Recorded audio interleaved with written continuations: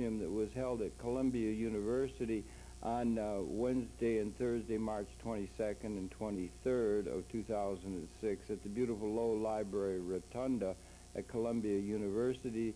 The title of the seminar or symposium was The Prospects for Democracy, a Libyan-American Dialogue, and it was sponsored by the School of International and Public Affairs at Columbia University and the Center for Strategic and International Studies in Washington, D.C., and also the Al Fatah University that's in Tripoli, Libya, and the Green Book Center, also headquartered in Libya. 50-odd of academic and intellectuals were discussing the situation so far as Libya is concerned, and the overall conference did involve a video conference from Muammar Gaddafi, the leader of the country. A number of the intellectuals gathered, we did interviews with, and we'll present those now and hope you might enjoy the discussion of Libya, its role in the world, and the prospects for a better relationship between the two countries. Thank you very much for viewing. Welcome very much to this segment of conversation. It's a pleasure to welcome to the program Abu Zaid Dorda. He was the ambassador at the UN for the country of Libya. He's very well informed about that country, and it's a great pleasure to welcome you to the program here at this conference in March of 2006. Thank you. It's a pleasure. I wonder if you could. You're very familiar. You were ambassador for a long time at the UN. The example that Libya has and what this conference is this third universal theory and the ideas that are contained within the Green Book on the organization of society in terms of the historical development. They have the people's congresses, the participatory democracy. They have the idea of partnership in terms of economic organizations so that rather than just wages, people can be related to them.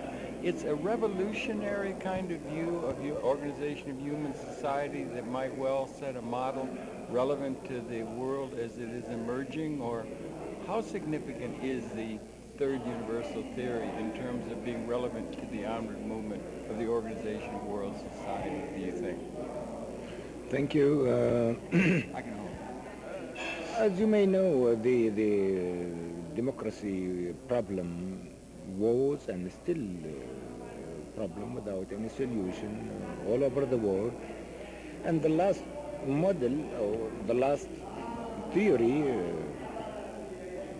practicing in all over the world is in many countries, especially or mainly the Western countries, is the representative democracy. And this, of course, was as a result of a long period of struggle, the human beings, to get more freedom and to govern themselves by themselves. But according to that theory, they govern themselves by themselves through their representatives, but not directly, not by themselves. While I am alive, while I am here, so why should someone represent me? Why I don't represent myself by myself? John Q. Citizen. Yes. This is exactly what the Green Book in his first volume saying as a solution of the democracy problem. How this can be done? This can be done when the people in every country, in their neighborhoods, in their cities, in their villages, make or organize a people's basic congress. All males or females, I mean men and women who reached 18 years of on, get together and they talk about everything concerning their own life. Yes. In their place. That's right. The education, the health, commerce, agriculture, Roads, everything concerns roads, houses, everything.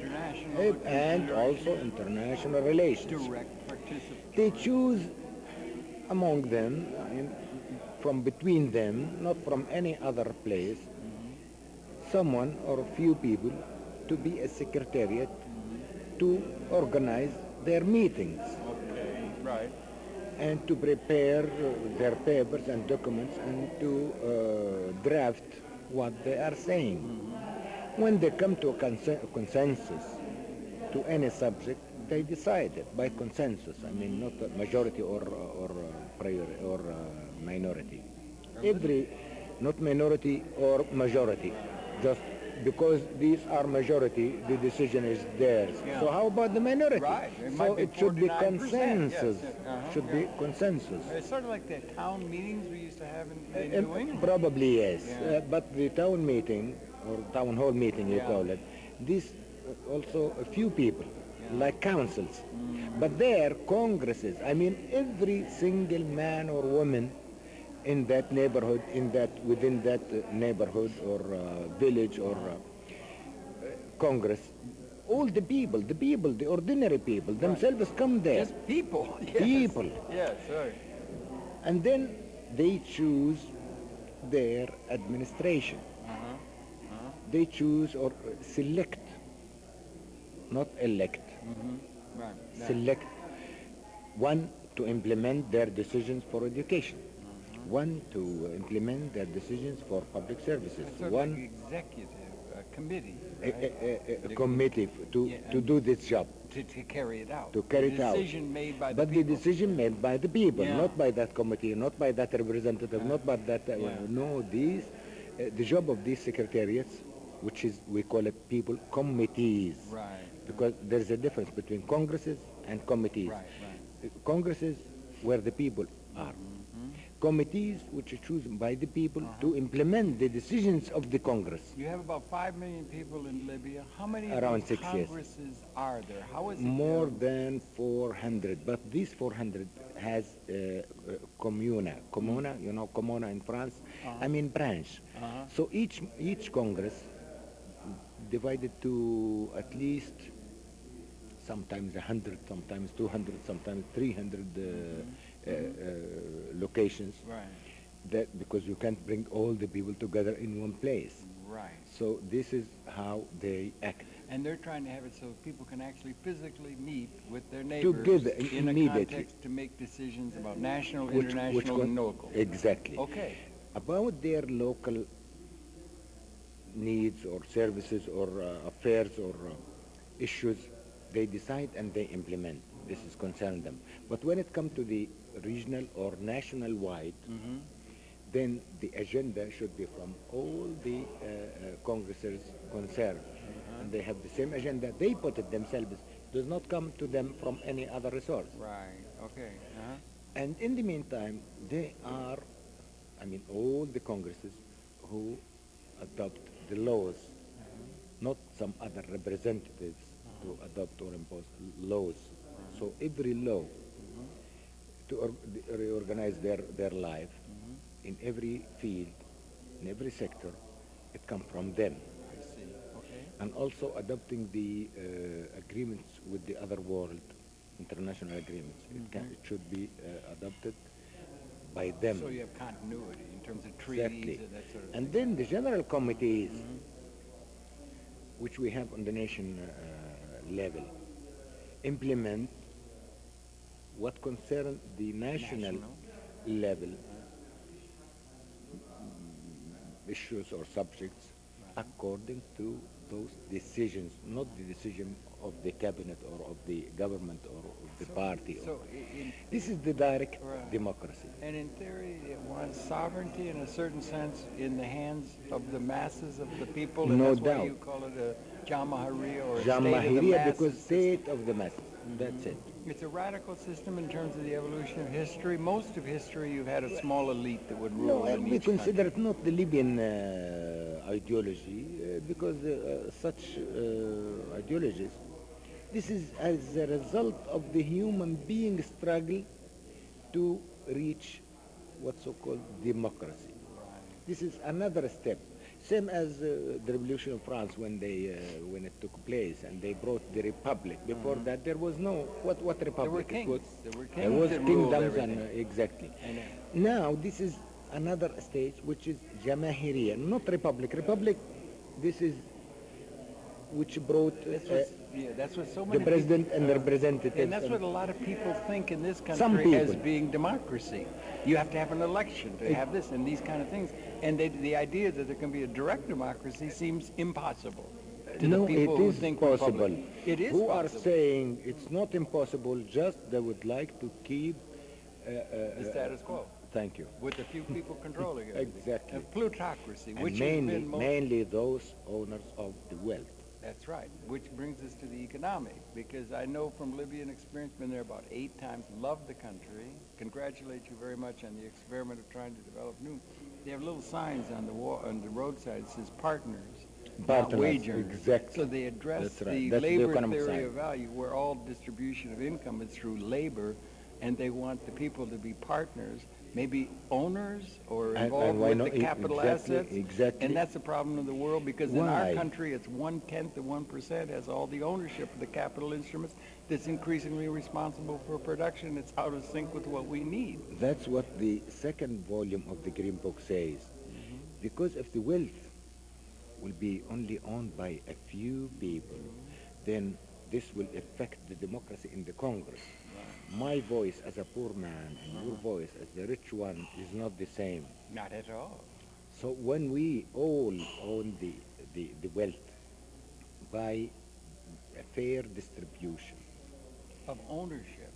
and ownership, and when we will have social justice, Based upon an equitable distribution of ownership. in of that capital. time, when we go back to the Congress, our votes will be the same. Yeah. Our voice will be in the same tone. Right. In this case, no one can control the other or put some pressures on him or direct him or dictate him. Yeah, because so much of the masses of the world have either been coerced or manipulated by PR, by clever people, and that Exactly. Libya sets an example that really does have relevance to the two questions: political economy, both political organization and economic, and it's a model that could be relevant to a good deal of the world in terms of those who are looking for a vision of how we're going to organize things anew, other than just march on with the historical Exactly. pattern. And So we it's think- revolutionary in that sense. We think that Progressive. this is going to be reached by every country or every society all over the world, if not today, So- many years in the future, but this is the right, direct people's democracy. That's right. And if I may just suggest, in 1776, we made a revolution in the United States, coming out of the Scottish Enlightenment and the Industrial Revolution. It informed the dynastic states of Europe. They made a revolution. And we were a very, very marginal economy and society at that time in terms of the European dynastic states. Now we come to a time where the United States is an empire of the world, international organizations and so forth.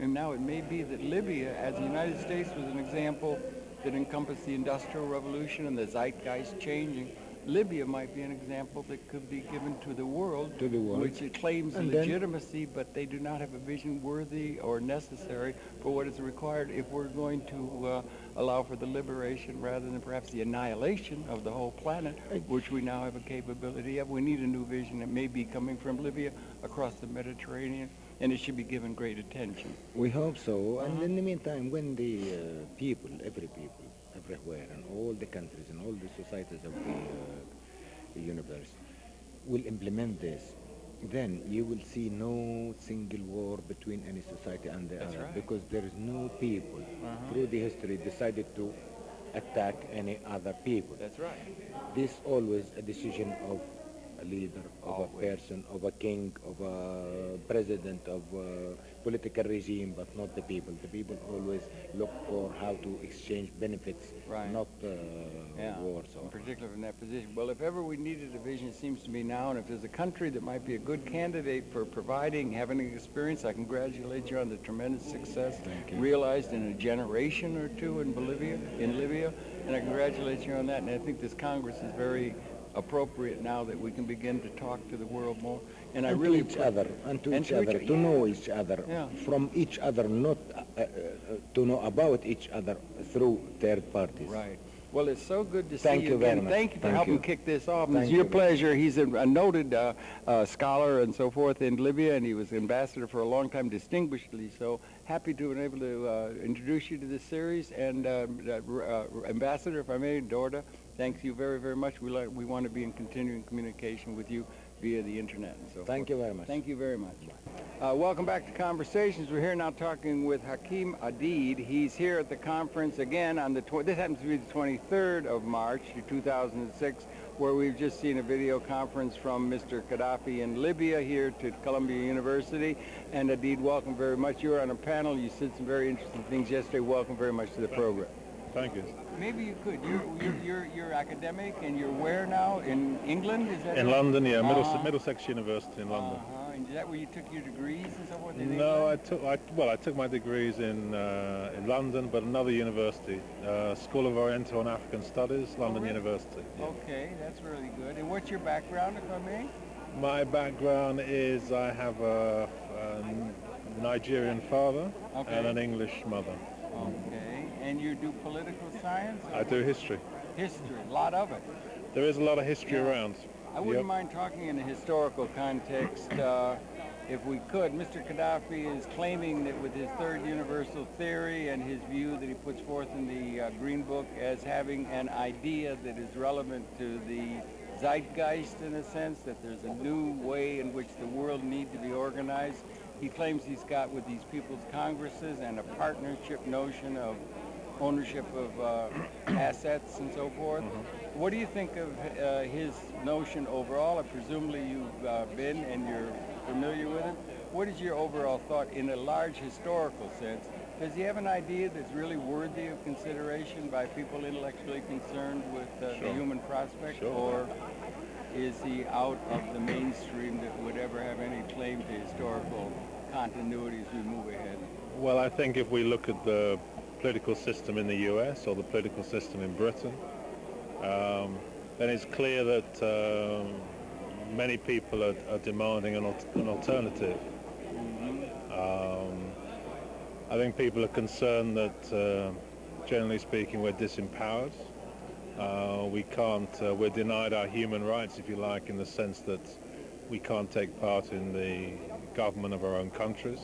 We're not involved in the decision-making process and so on. If we take Britain as an example, there was, for example, massive popular opposition to the invasion of Iraq. There was massive opposition all over the world, I would submit. Sure.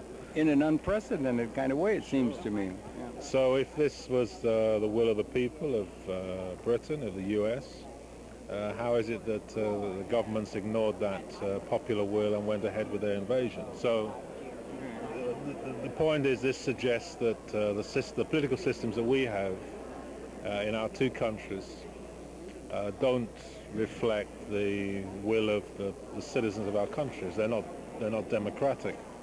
And because of that lack of democracy, because of that lack of political empowerment for people in general, people are looking for alternatives. So the system that exists in Libya, which people are referred to as a system of direct democracy, is, you could say, it's one of those alternatives. There are other alternatives. There's a political system that exists in a country like Cuba, for example. In Cuba, right, okay. Or the political system that exists in a country like Democratic Republic of Korea, for example. These are alternatives, which unfortunately our leaders, our governments refer to these countries as axis of evil or outposts of tyranny and so on. But actually they offer alternatives. Now, that's not to say that everybody in the US should adopt the system in Libya. Everybody in Britain should adopt the system in Libya or Korea or Cuba. But they offer alternatives, and what's important is that we're able to discuss those alternatives. That people can look at different countries and see, okay, there's a different way of doing things. There are ways in which there are different systems, if you like, which allow people to participate much more than our existing systems do. So I think from that point of view, what is going on in Libya and in these other countries is very important, and it's important that we learn from it, understand it, as much as we can, explain it and inform people about it as part of this whole process of discussion about what kind of political system our countries need in the 21st century. 21st century moving into now. We had 800 years of feudal rule in Europe, and people got their sense of identity from an order that had been called, I think, the Ancient regime that ruled. They got their sense of identity, and along came the Scottish Enlightenment, perhaps. Hume, Mr. Smith, inventing the wealth of nations notions, and moral philosopher, and informed the American Revolution. The revolution was made at a backward United States of America. The international economic system has been in place. Do you think that that in a large sense that the example from Libya, what they're trying, is addressing the world the way the United States addressed feudal Europe, in a sense of a qualitative transformation of political and economic organization in a way that the United States addressed feudal Europe? Well, and if it's a challenge to our traditional systems, maybe outdated by the zeitgeist of information environment and so forth? I think the issue is that each country have to have the right to choose their own political system. So the Libyan people have chosen the political system that they want, that they require, that meets their needs. The people of the US or the people of Britain, we also need to choose a political system which meets our needs and interests. And the problem is, I don't want to talk too much about the US because I know... Talk away. And I know much more about the situation in Britain. So if we look at the situation in Britain, we have a political system which, as you were saying, is developed in the 17th century. Excuse me, in very particular conditions. At that time, nobody had the vote. That's right. It was a system of two parties. There was no industrialization to speak of, like was coming, no mass production. Exactly. All these exactly. Yeah. So we're now, whatever it is, 3 centuries later. Society has changed. People are educated. People expect a basic human right, if you like, the right of self-determination, to participate in the government of their own country and so on. And the zeitgeist might allow a level of freedom that was not able to be seen as practicable in the historical context. There's progress being made in terms of our ability to provide for human needs and so forth. Exactly. We're in the 21st century. Your country, my country, are two of the richest countries in the world. Enough wealth is produced to deal with all the economic demands of the citizens of our countries. And yet, certainly in my country, we're being told that it's very difficult to provide pensions for everybody who retires. Decent health care. We're told that it's impossible to provide free and decent health care. We're told it's impossible to provide free education at the highest level, up to university level for everybody. And so on, that government cannot afford these things. So that the issue then is raised that, like, on whose behalf is government running the country? Well, it's a very small plutocratic class that owns the capital assets. Exactly. The bankers serve their interests and not the masses, and the trends are moving in that direction, and the technology is increasingly responsible for production, and it's owned by a tiny plutocratic class that rules definitely as the kings of old. It's produced by the majority. So I think in my country, I don't know about even in your country, what the social product is not even known. It's a secret. So one issue is, what is the social product? What is the social wealth of these countries? But then, yes, then it should be apportioned so as to meet the needs of the people of our countries. And it's interesting, there's never a shortage of money for tanks or planes or bombs or invasion of other countries. So in other words, people need a government system, a political system which meets their requirements, just as we need an economic system which meets our requirements and our needs. And the possibilities exist in terms of economic development and in terms of education of people, and in terms of, if you like, the political level that people have, to have societies in which people govern for themselves, and societies in which the wealth of the country, which is produced by the vast majority of people, is used for their benefit. In other words, we need political and economic systems where people are at the center of things. And at the moment we don't have that. Whereas Did we ever, any society in history have Well, that? Or has it always been a plutocratic flu with the well, clubs that rule? this is why these systems which exist in other countries that I mentioned earlier, whether it's in Libya or it's Cuba or it's Democratic People's Republic of Korea, are very interesting because they the aim of these societies, well, the declared aim of these societies is that they put the people first. So the point I was making earlier is that we have something to learn. We can look at these countries, we can be inspired by them, but of course we have to solve our own problems. It's not a question of exporting something from somewhere else.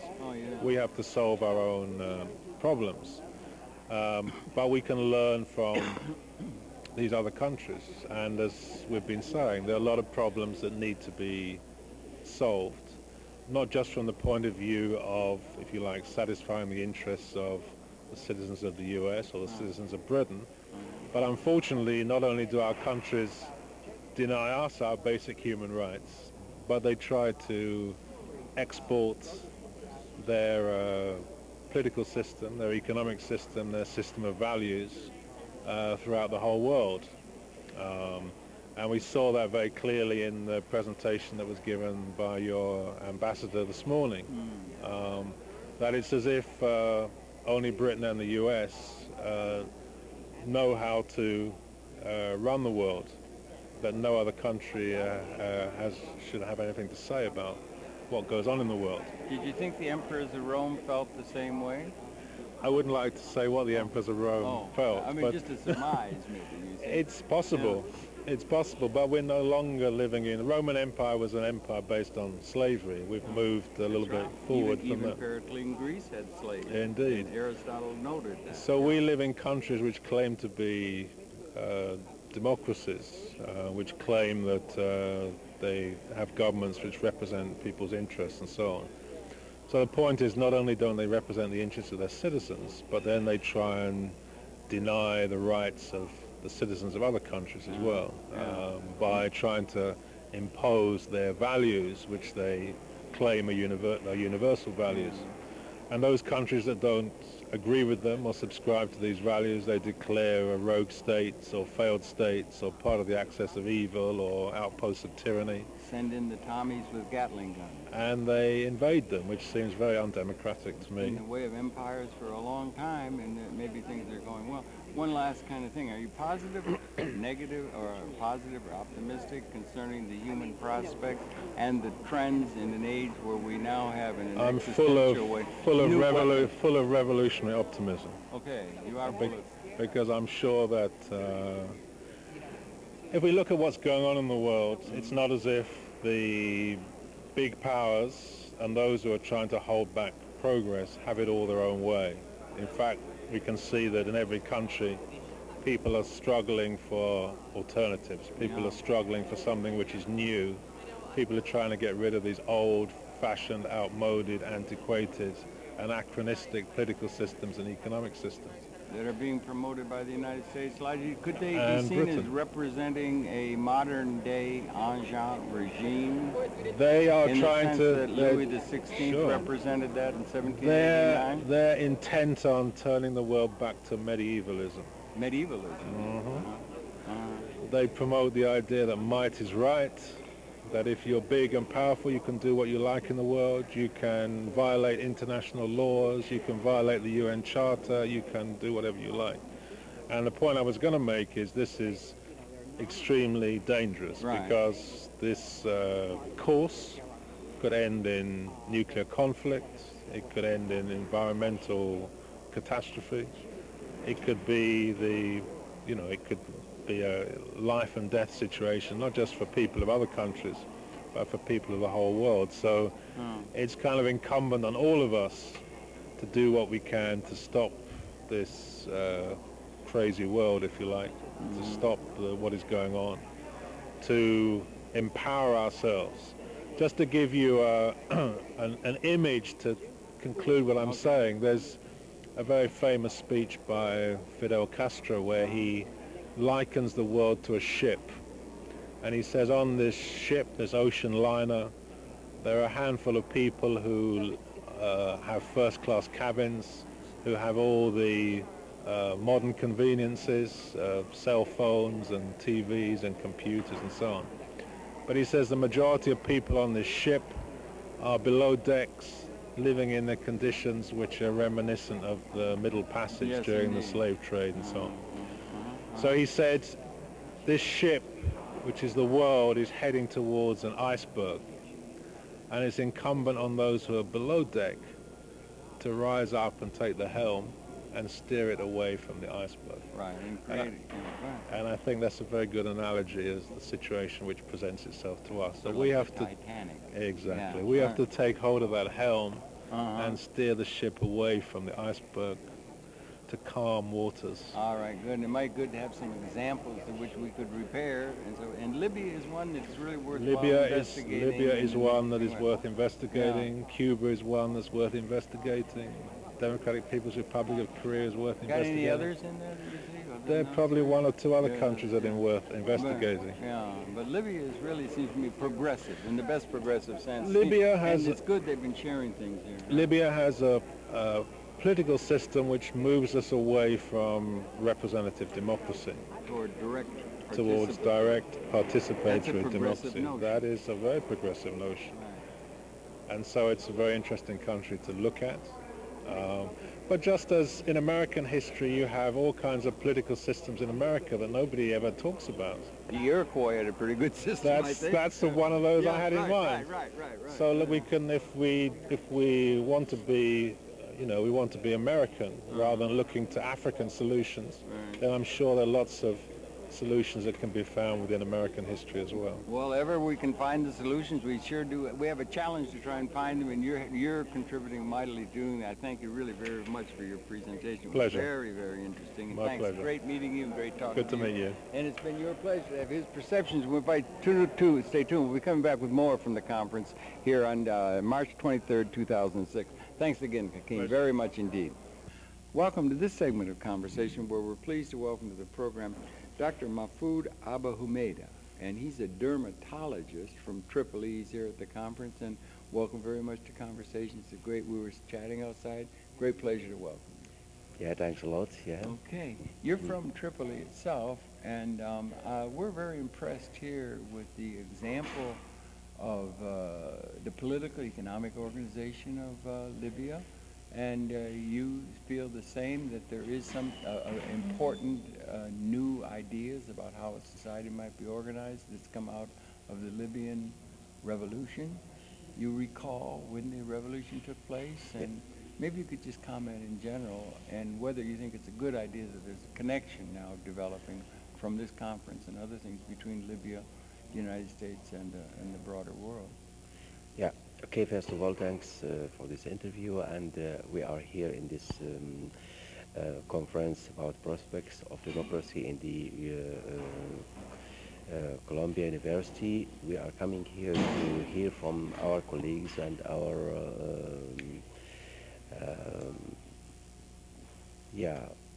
both from both from Libya and from the American side, to hear a lot about this issue about the democracy, and I think that we do have a unique system which is in Libya, and in this system all the people they are divided into certain categories or certain congresses. We call the basic popular congresses, in which the people do have the right to take decisions about all things, the internal and the external affairs, about the education, about the health, about everything.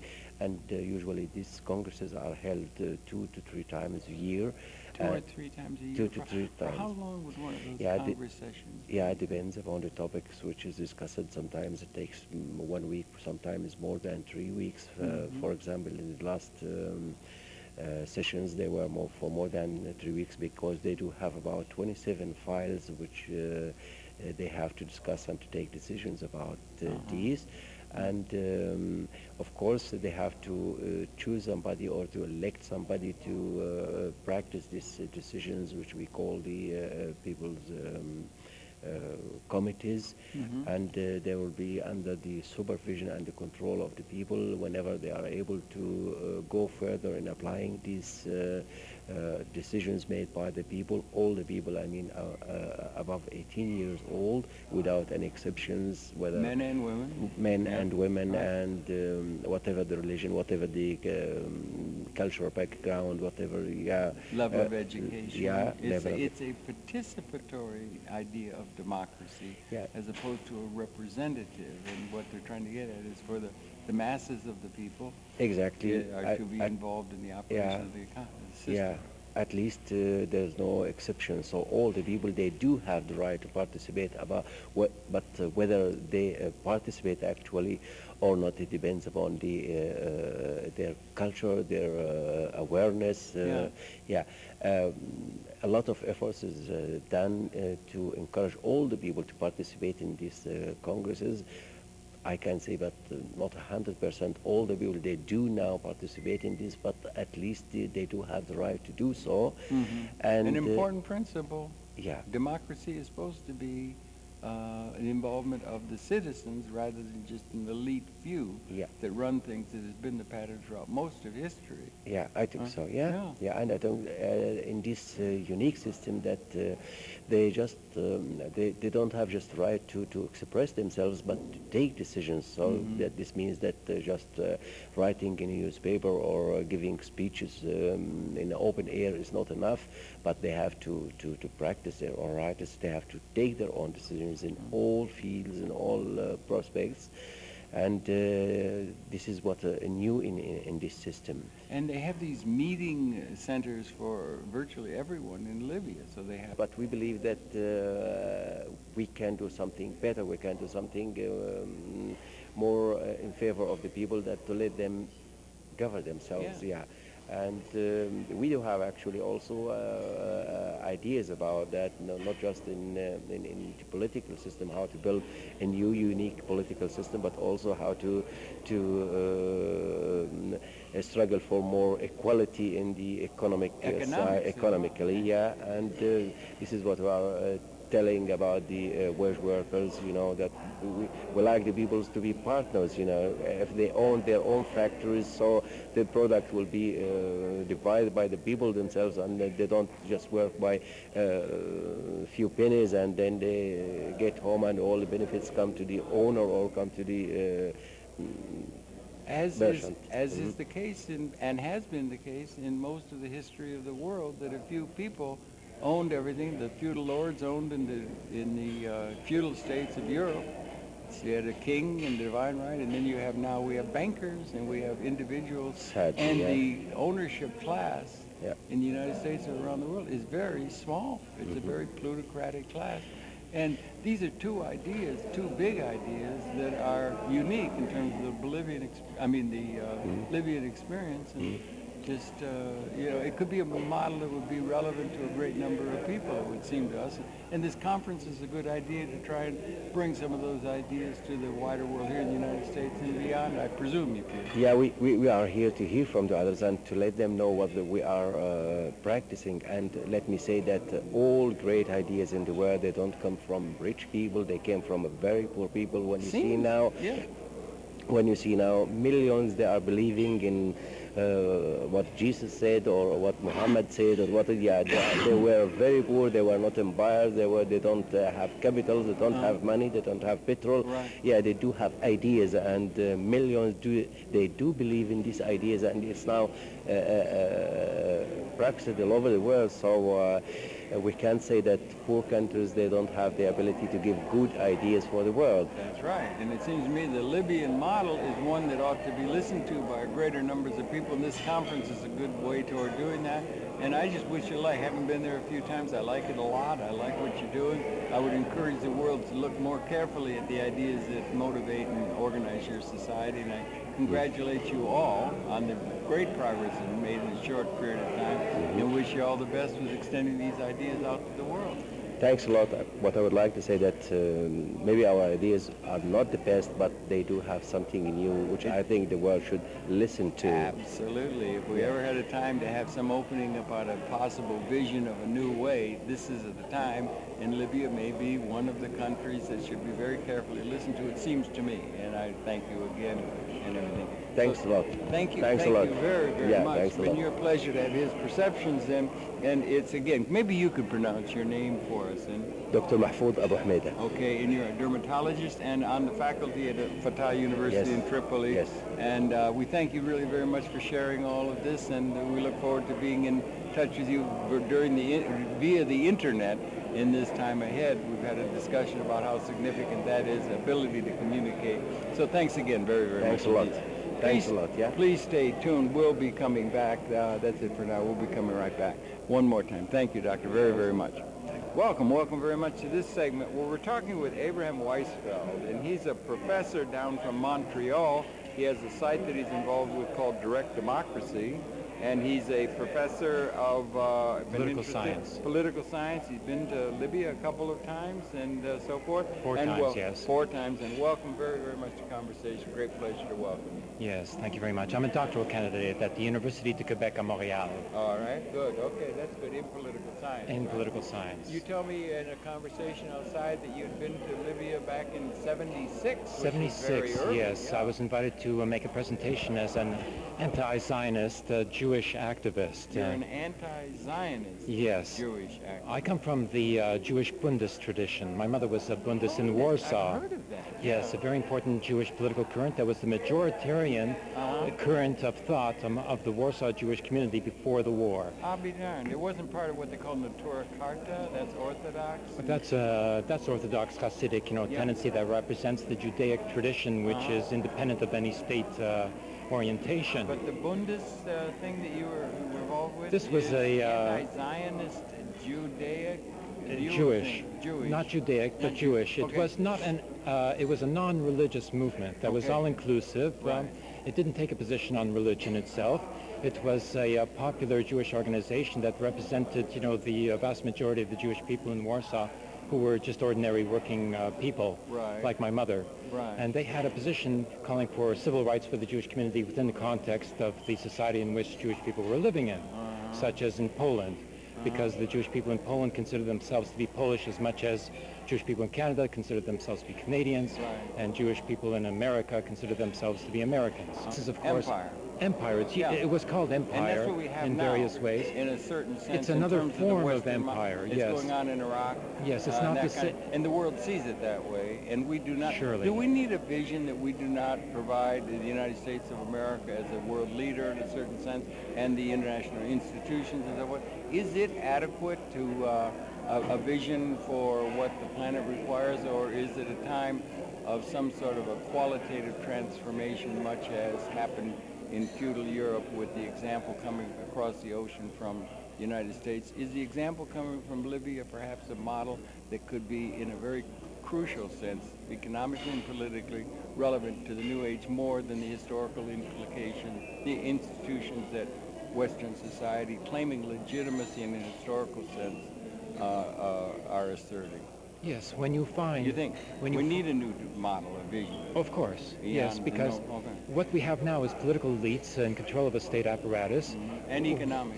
one or another, which compete with each other for world hegemony, and are very happy with themselves, to do so. Yeah. When in fact The what we need is... like an Anjan regime.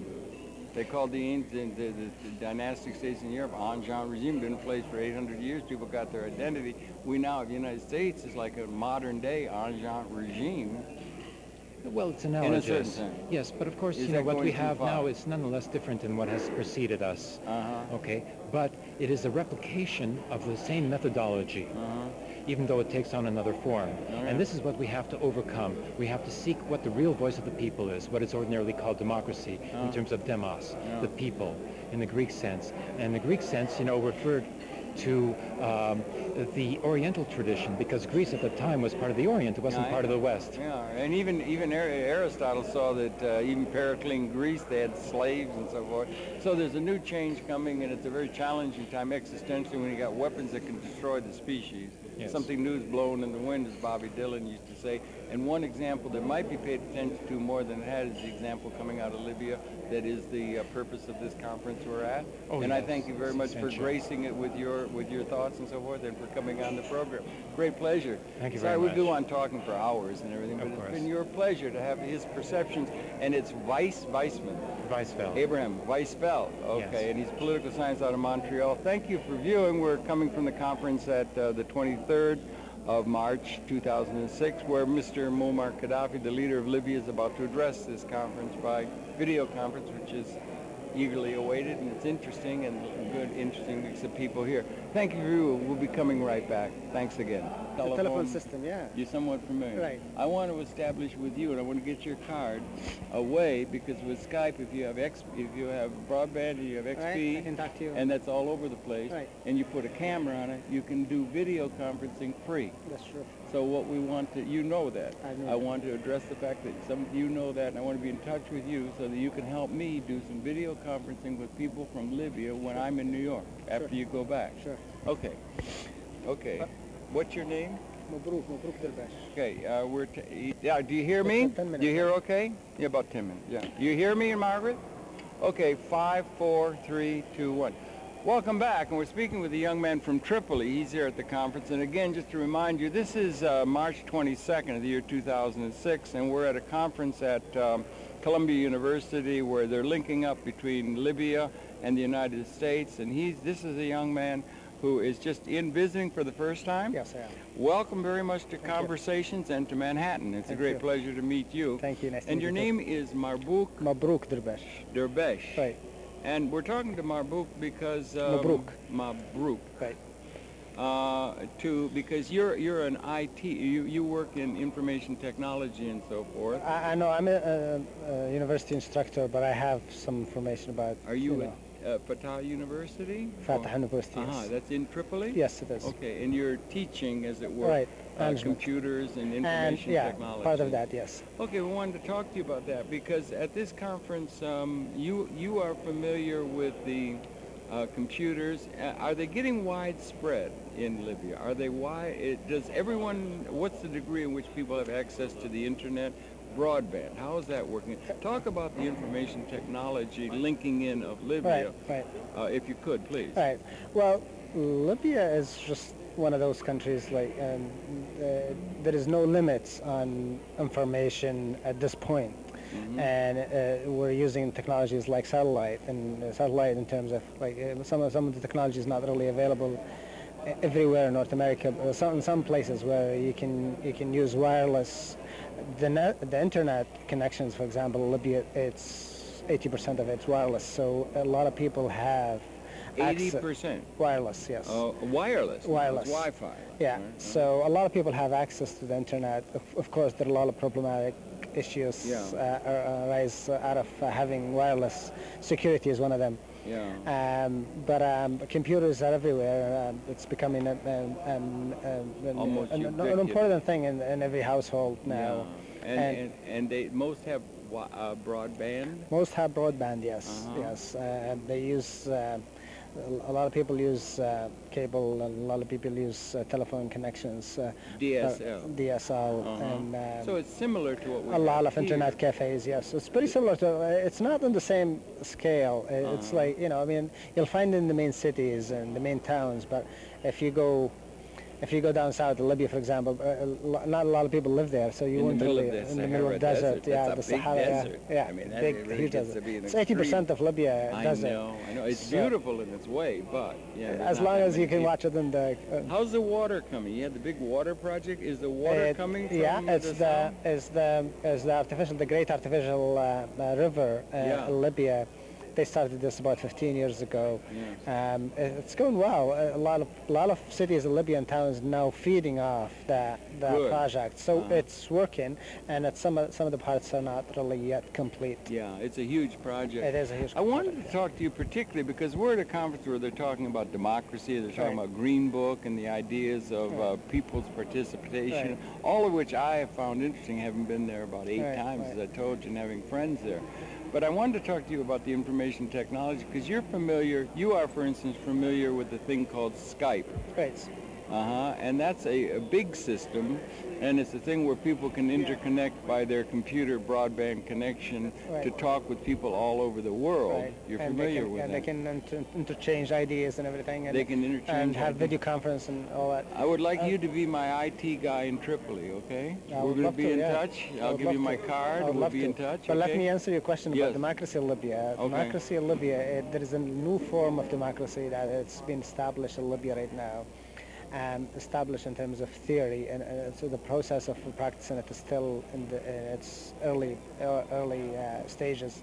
It's called the communas, where people like the level of democracy is being brought down to the level of local government. I am aware. All right, local government can discuss.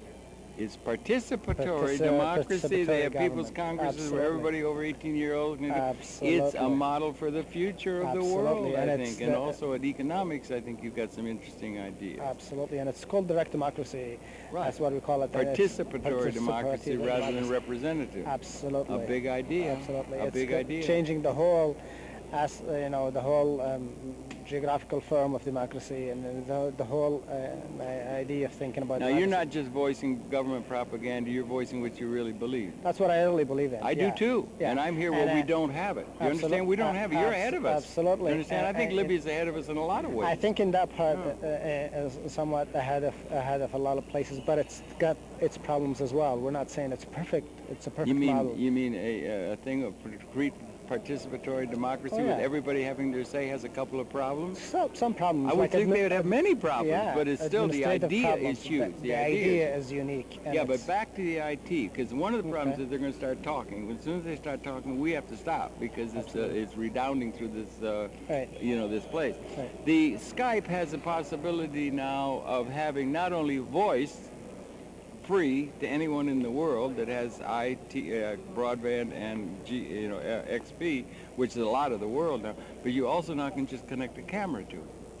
You can connect a webcam, or you can connect, I want to find out, I'm going to be in touch with you about how we can get a camera, maybe a regular camera connected to the computer through the USB port. That's stuff you know about? Yeah. So I'm going to be in touch with you and getting tutorials from you, young man, okay? Sure, absolutely. And then what you do is we can get, or you can just have a webcam, and then you can do video conference. Absolutely. Okay, Anything now to- what like you a- can do, and it's not like Mr. Gaddafi, he's going to have to go off the satellite with, all the transponders and that, a big deal.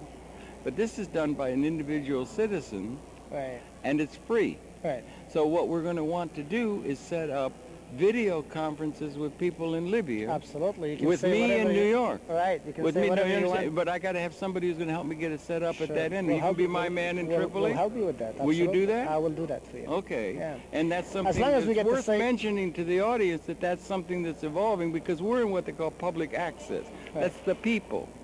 Like your People's Congress are the people. Right. Mostly everything is run in this country by the leaders. Right, There's a right, few right. leaders who have Information all is the being money. controlled and It's all everything. controlled Yeah, by people. that's This true. is from the people, That's okay? true. So from the people of the United States to the people of Libya. So you will be my fellow that helped me put that together. Okay. And then you can set it up, and then we can be liaisoning through you in terms of doing interviews with people in the government or from people, Ali Trakey's my friend, and the Sure. people of the union, and we can set up, and then we can play that on television here. Absolutely. I would love Worthwhile to. trying to do? Sure. Okay, and that's something that you're going to give me your business card. I Do you have will a do that. business card? I don't, but I can You give you should my have address. a business card. Yeah, You don't leave home without a business card, young man, okay? I will give you my information, yes. All right, that's fine. Your pleasure. Now, I'm going to let you pronounce it, but it's Marouk? Mabruk. Mabruk. Yes. And the last? Durbash. And which part of Libya are you from? Tripoli. From Tripoli. Yeah. You live in Tripoli, I born do. there and everything? Yes. It's a great country, a great place. Thank you. And it's really Thank you. good to be Your part of country this. is great too here.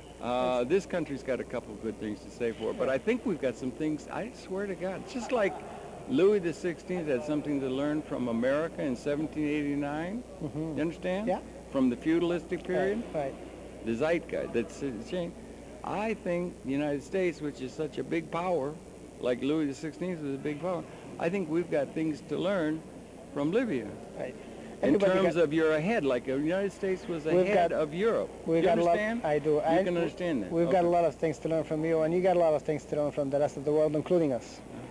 That's very diplomatic. I think you should be out of IT and in the diplomatic corps, because that was very diplomatically put. Thank you. Thanks a lot. Nice Great to meet talking to you. It's been your pleasure to have the information of young Libyan, and we're here at the conference, and we'll be coming back. So that's it for now. It looks like they're going to start talking on the podium now, so that means we won't be able to do any recording other than podium footage because it resounds and there's no place to do it. So thank you for participating. Your pleasure. For instance, the Lawyers Syndicate have their own newspaper that express their views as lawyers. Medical doctors have their own newsletters to express their views. But lawyers, doctors, teachers, laborers, farmers, all their organizations participate in a general people's committee that guides newspapers. All individuals are free to publish their views in those newspapers and express their views in the media with full freedom, irrespective of those views. And the question of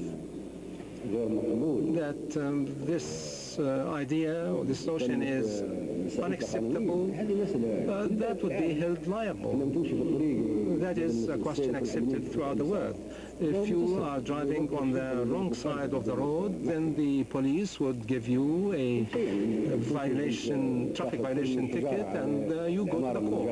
If you throw stones at the neighboring building, then you are subject to legal responsibility. If you are offensive to someone in the street, then you could be taken to the court.